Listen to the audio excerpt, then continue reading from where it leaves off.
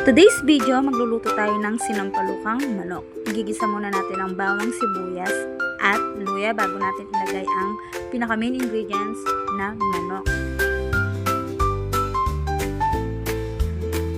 Pagkalagay ng manok yan, haluin lang natin hanggang sa maging light brown siya.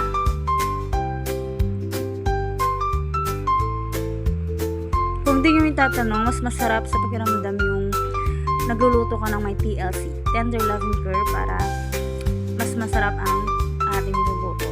Yan. Habang inihintay natin maging light brown ng manok, tanggal muna natin mga tangkay ng kangkong. Para pagkakulo niya mamaya is ilalagay na natin siya.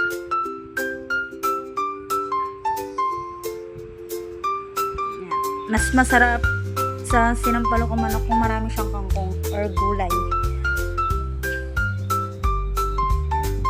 Umuulan din ba dyan mga kabesi? Yan. Malamig kasi ang panahon kaya kailangan natin ng sabaw na mainit para sa ating mga junakis. Yan. Hinakos muna natin yung manok. Yan. Brown na siya. Then, ilalagyan natin ng tubig. Pakukuloyin natin siya hanggang sa lumambot yung ating niluluto.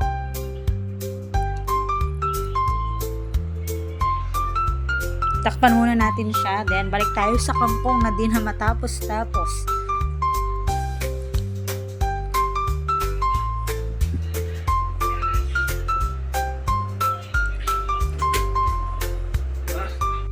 Yan, ugasan na natin yung kangkong bago natin ilagay.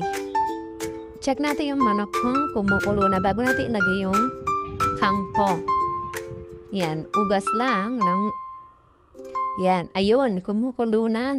Then, ilalagay na natin ang mga pampalasa tulad ng mga sinigang mix, asin, then, ginagamit kasi namin is magic syrup para mas malinamnam at mamagic ang ating nuluto. Pero, kung sasamahan natin siya ng TLC or tender loving curve, mas masarap siya kesa sa mga pampalasang ilalagay natin. Yan, halu-haluin natin. Tinitimpla na natin siya. Then, ilagay na natin ang kangkong. At takpan ng mga 2 to 3 minutes. Yun. Luto na ang ating simpleng sinampalukang manok para sa ating mga junakis. Yeah. Na may kasamang TLC. Mas masarap sa niluluto yan. Yan. Simpleng manok. Sinampalukang manok.